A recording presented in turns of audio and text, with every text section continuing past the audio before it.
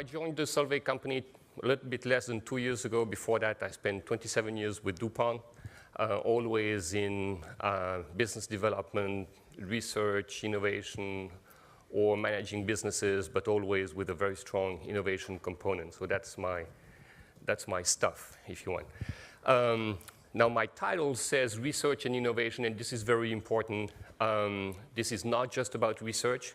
This is about innovation. In other words, turning what we do in research, in our case, but it could be something else, into value. That is really the very critical keyword of the entire discussion. So I'm going to highlight a couple of things we are doing in order to strengthen what we do, to improve our productivity. This will be just 2 things, mainly 2-3 things. We can talk more during the breaks about other stuff we are doing.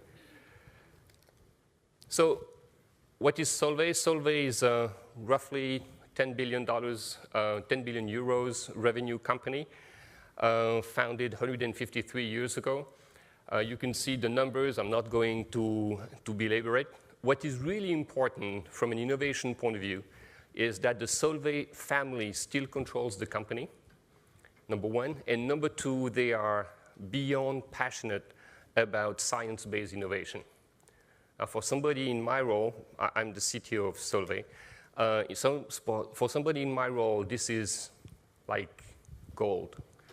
Not that we have a blank check and we don't have to worry about the short term. Obviously, we all have to do that. But we have an opportunity to balance the portfolio in a way that is potentially differentiating, and that's what we're going to talk about. So we have roughly 2,300 people in research and innovation. We have a ventures group investing in startups, investing in funds. So open innovation is very important for us.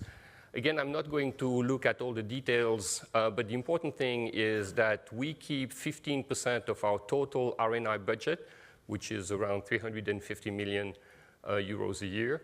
So we keep 15% of that amount centrally for disruptive innovation. Now, we can argue about the definition of disruptive innovation.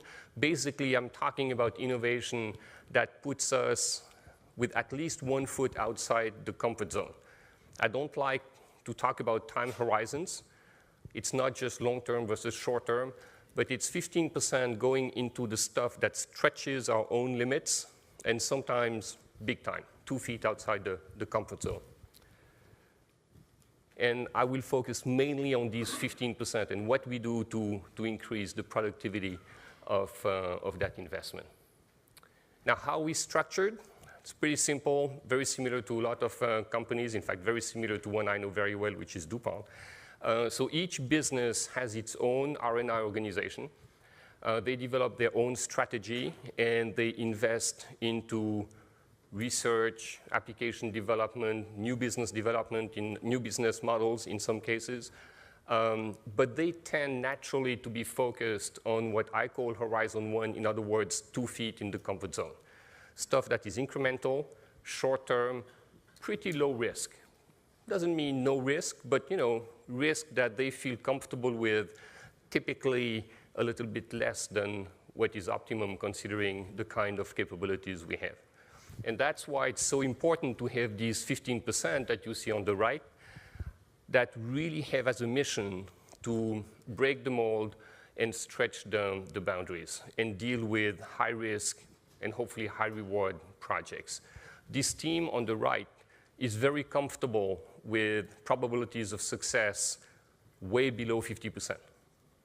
Right now, if you would tell me that the average probability of success of the projects I have on the right side here is 30%, I sign it right now.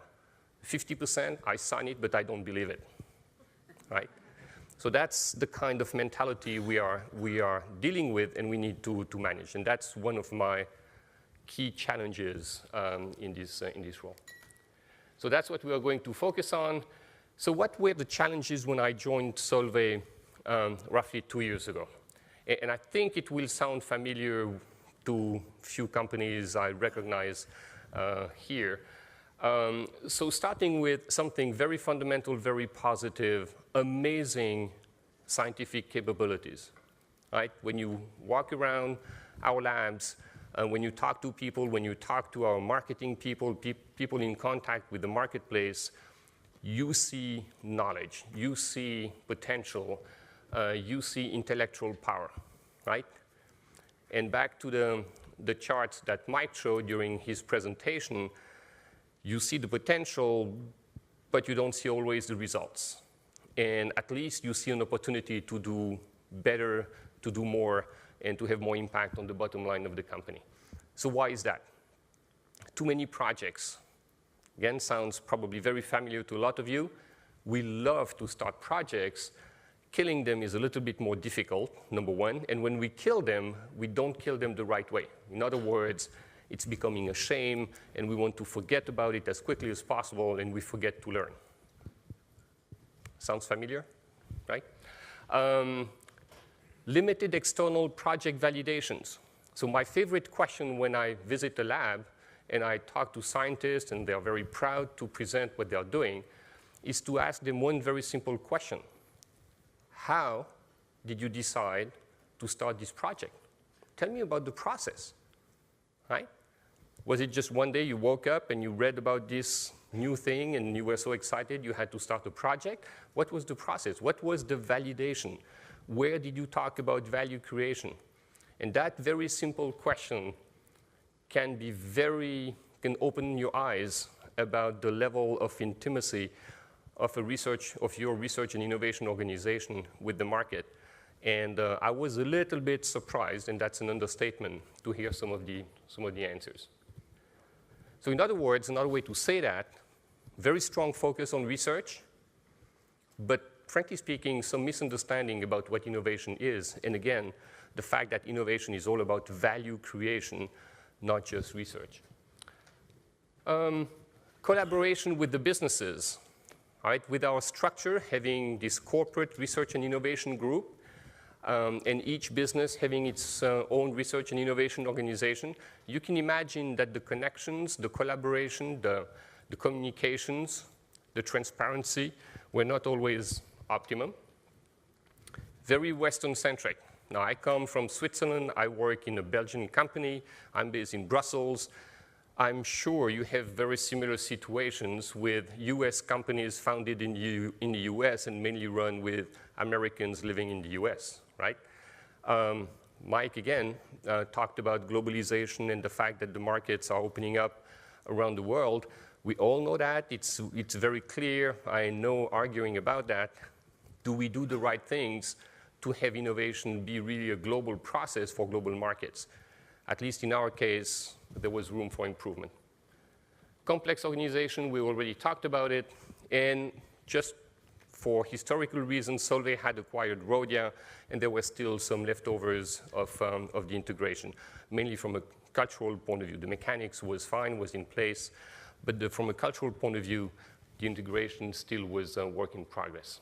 So to keep it simple, for me, productivity is about two things. It's about doing the right things and doing things right. When I looked at the execution of projects, frankly speaking, that was pretty good. Good scientists, the right tools, the right assets. Yes, you can always improve, have more collaboration. But frankly speaking, on a scale from 0 to 10, we were pretty much on the high side, 8 or above, depending on the groups and the situations. The key thing for me is this one. And another way to say that, a project wonderfully well executed but going in the wrong direction will always have less value than a project with a crappy execution but going in the right direction, if I exaggerate a little bit, right?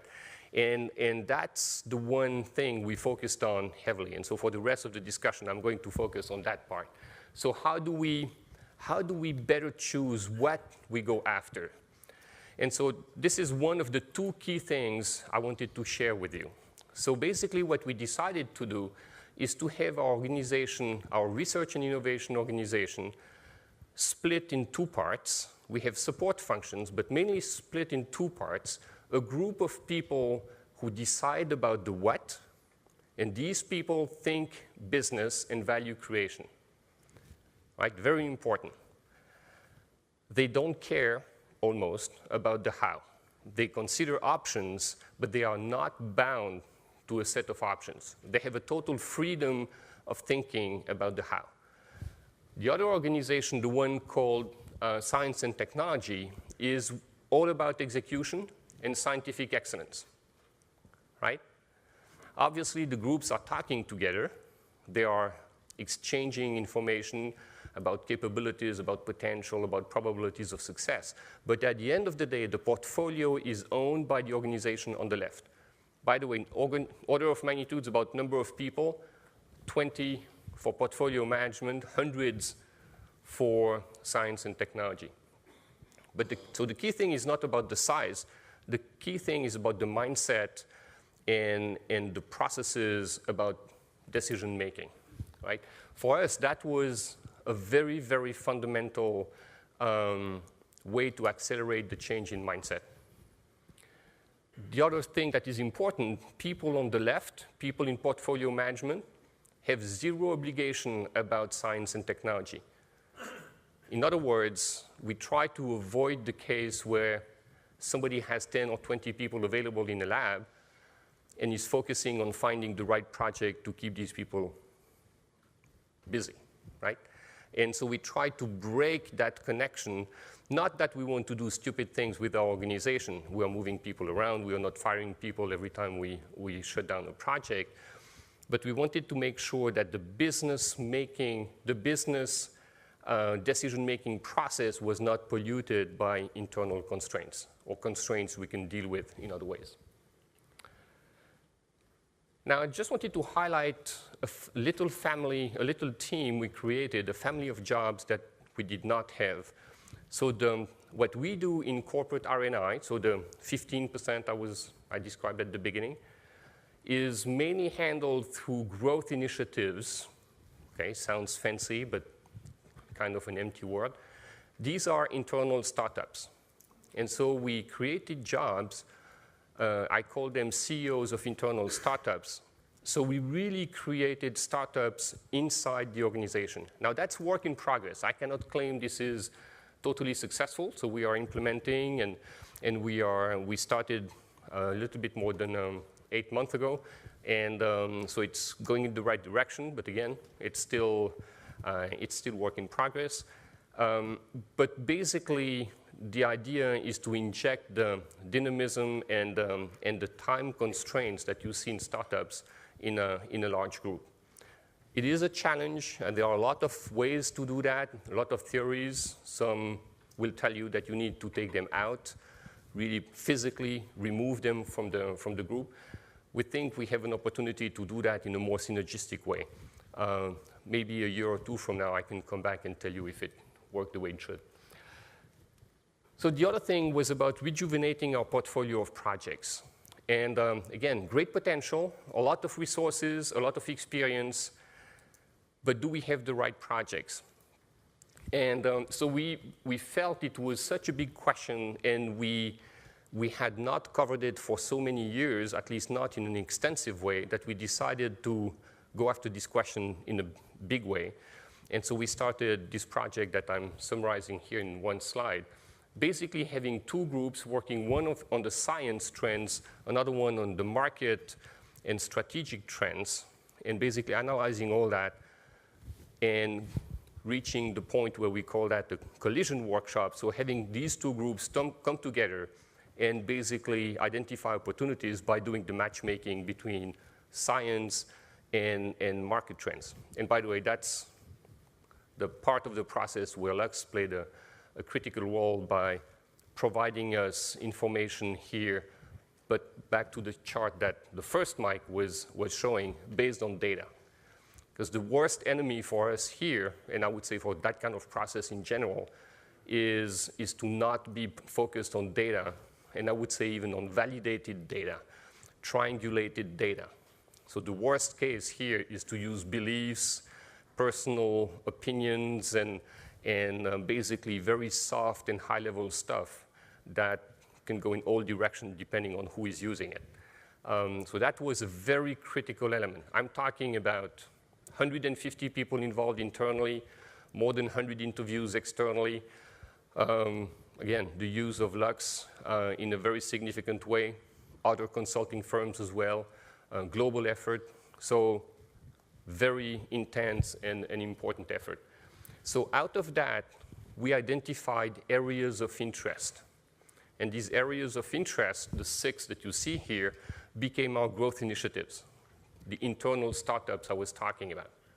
But at this stage, you don't have projects yet. And now that's the other very important thing I wanted to share with you. It's the translation of these areas of interest into projects and the process we are using to do that in a way that, again, will maximize the value creation. All right? So again, started with 120 potential areas of interest, going through that process, identified 6 that after considering the market trends, the science trends, the existing capabilities, and the capabilities we think we can have access to, were the best one. Ideally, I'd like to move up a little bit, so go to something between 8 and 12. Again, work in progress. We're going to probably kill 1 or 2 in a year or 2 and initiate 4 or 5 to reach 10 to 12 as cruising altitude, if you want. A few key points. Full support from the top. So the board is giving us support. So I told you, and the company is controlled by the family.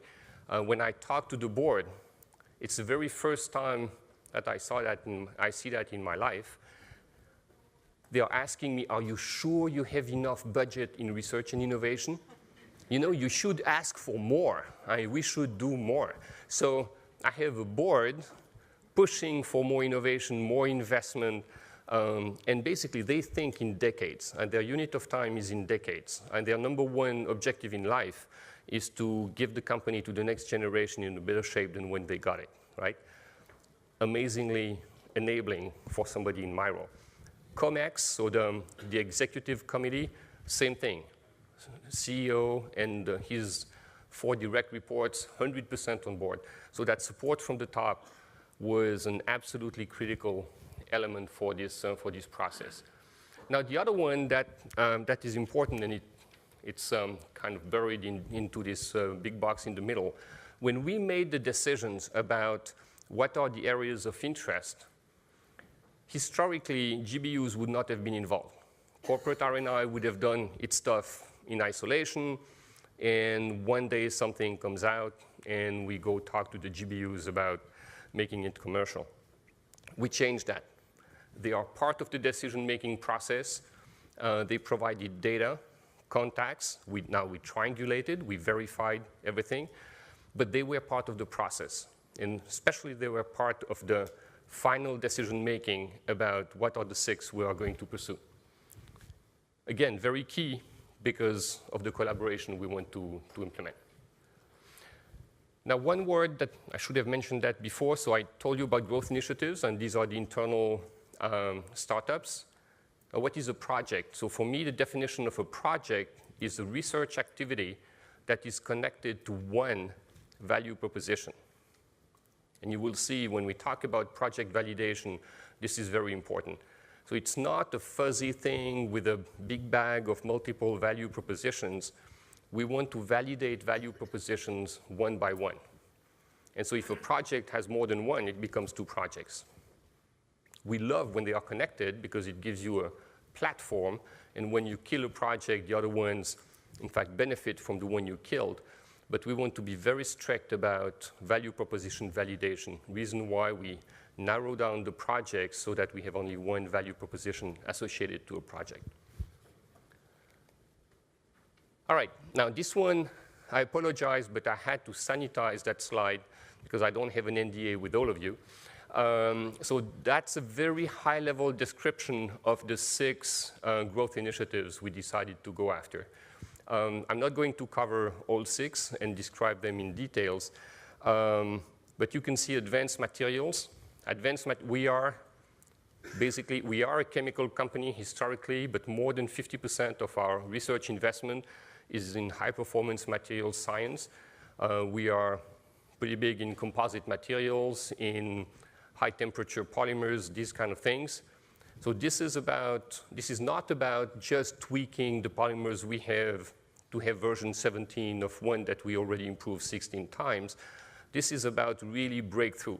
This is about materials that will combine things that are not combined today, like having the performance of a thermoset, but with the processing of a thermoplastic, for example, or having electrical conductivity without thermal conductivity or vice versa, all right? These kind of things that are potential breakthroughs. Stimuli active materials. Now, we are not in the sensor business, but again, we agree 100% with Mike when he talked about IoT and what is coming. It will be massive.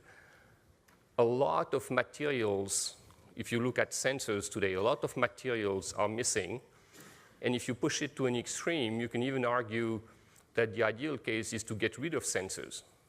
Just imagine materials having something almost like a nervous system, all right? So materials being intrinsically sensors without having to stick a sensor or insert a sensor everywhere. These are the kind of things under this one called stimuli active materials. So just these two to give you an idea of the kind of ambition we have for these platforms. High risk, high reward, basically the kind of thing where you need to manage the portfolio in a pretty careful way, but without killing creativity. Again, the kind of dilemma we have to deal with all the time. All right, so how do we translate our growth initiatives into projects? All right, how do we do that? As I told you, a project is associated with one value proposition, but what's the process to do that? So we think about two things. One is value creation. So we want to find a way to measure value, or at least be able to compare value between different projects, different opportunities. The second one is about making choices. It sounds obvious, but making choices is not a natural thing for a research and innovation organization. Again, I mentioned that before, we hate to kill projects. Scientists become almost organically attached to their projects, and killing it is having to admit that they failed. So that's, from a cultural point of view, that's probably the biggest change I'm dealing with. And in fact, when I talk to my team, I try to avoid the word killing. We don't kill projects. We stop them to free up resources to work on something that has more value.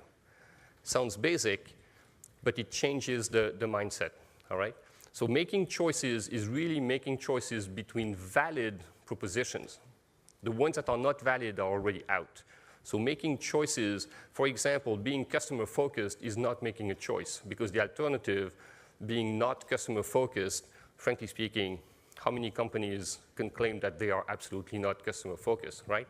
So the choice has to be between things that are valid, and that's why it's so difficult to make these choices.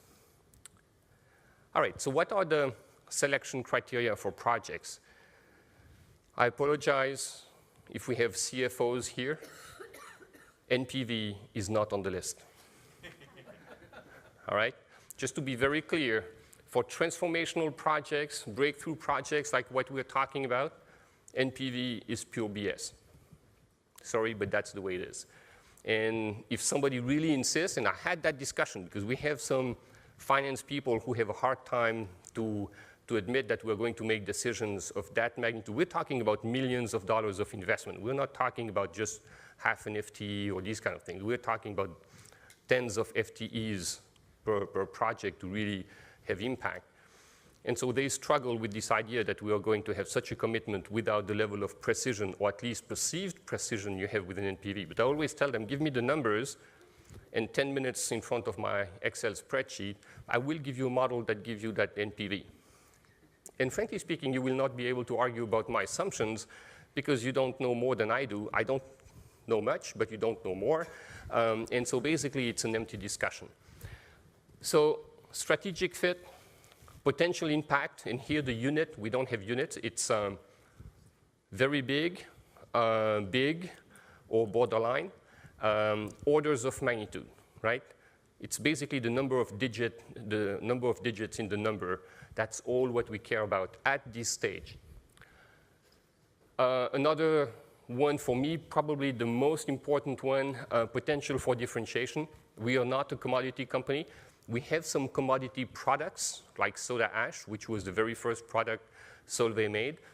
We are differentiated because of the process we have that gives us a favorable cost position, but we are not a commodity company. So if we do not have ways to differentiate, that's going to be a very good way to kill the project. Time to first revenue and time to revenue at maturity. And that's another one that is very important. Resources required to go to the first go, no-go decision. I've seen a lot of projects being killed because we look at the resources needed to go to the end of the project. For these kind of projects, number one, I don't care. Number two, I don't know. So what is important is how much do we need to invest before we have to make a big decision, kill it, redirect, or keep going. And that's all. That's it. So basically, it's an options approach. Now, I try to avoid the mathematical complexity of real options. It can be a little bit on the heavy side. But again, from a mindset point of view, the idea is to think about options, admit that we don't know, value what we learn, and basically delay decisions, only focus on the decisions that must be made now. We don't need to know that we will have 27.5 FTEs in 7 years and 3 months on this project. We don't care about that, so let's not even talk about it. Again, sounds obvious, but it really changes the way we have these discussions. Obviously, probability of success. And the last point, keyword portfolio. I try to avoid having isolated discussion on projects. But think about, so we make the decision about an isolated project, but we consider the portfolio. In other words, if that project fails, are we going to learn something that will be useful for another one? And if that's the case, the project will get extra points. So I pushed the wrong button, sorry. Last point about time to impact. Horizon 3 is not long-term. If you read literature, very often people connect horizons and time to completion. I try to kill that idea. I want people to think like a startup thinks. And we have startup leaders here. How many investors do you have giving you a big check and telling you, okay, see you 10 years from now, we trust you, looking forward to see what you will have in 10 years? Not many, right? So why should we do that in a big group? So we push the CEOs of internal startups to think about outcomes, output, building their credibility. It doesn't need to be revenue. It can be a contract with a potential major customer, can be a partnership, can be IP, doesn't matter, but build your credibility. So we accelerate the rhythm, and when we have a review, the assumption when we enter the room is we're going to kill it. So you have to use these outputs to convince us that we should keep investing in that project or that growth initiative. Again, it's purely cultural. It's all about mindset, but I can guarantee you that changed pretty fundamentally the way we look at our portfolio and manage our projects. The second one I wanted to highlight about project selection is a tool we are using. Not very complex. It's a little bit like time management. You go to a course on time management, and you only hear things that make sense, and you wonder why you paid $500 to be attending that course. And after a while, you realize, yeah, but I don't do it.